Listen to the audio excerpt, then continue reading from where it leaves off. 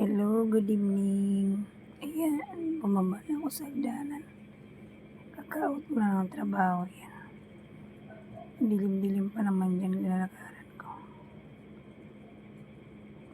Ayan, patawid na akong malangga.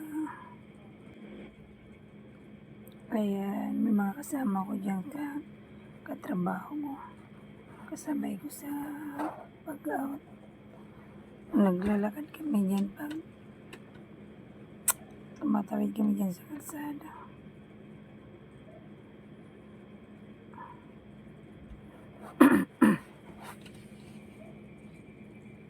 Ayan, dandan lang.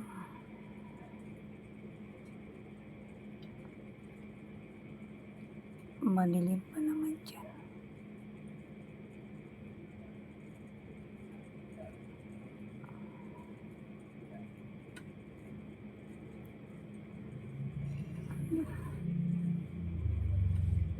Dala-dala pa niya yung binili sa tindahan, yung electric pan. Kasabay ko yan sa pagsasakay ng jeep.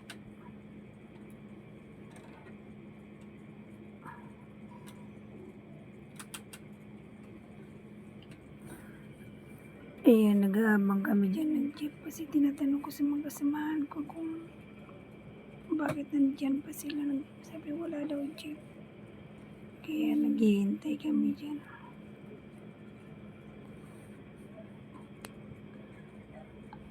Pasensya yung boses ko na mamahos ako. Ayan, ang langga nyo. O, diba?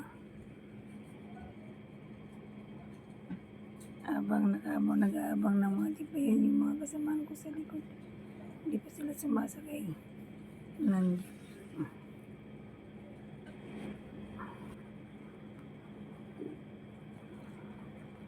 Ayan na. Maglalakad ako dyan sa may Makati. Sino? Ikirasin.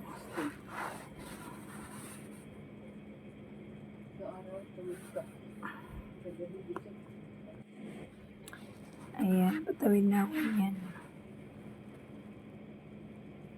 Sa isang kanto. Kaya daan-daan lang ang langay nyo. Kahit mag-isa ako naglalakad. Ayan, malapit na ako dyan sa ulo ng tulay. Kaya naglalakad ang langay nyo.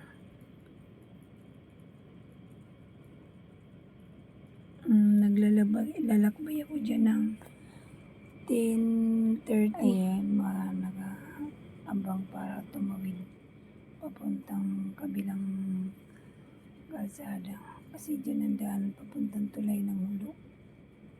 Ayan. Kaya sumabay na rin din akong tumawid dyan.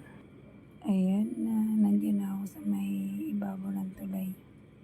Kaya daan-daan ako lalakad papunta doon sa may sakayan.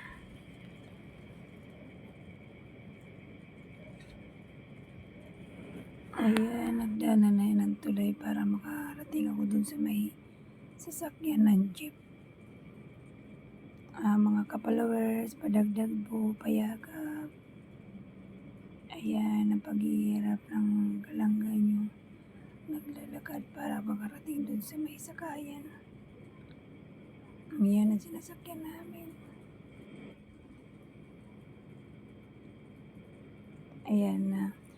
Malapit na rin ako makarating sa amin. Kaya pa-support po mga kalangga. Payakap po. Ayan, malapit na ang tinitira ng mama ko dyan. Kaya kakatok na ako dyan. Hanggang dito na lang po.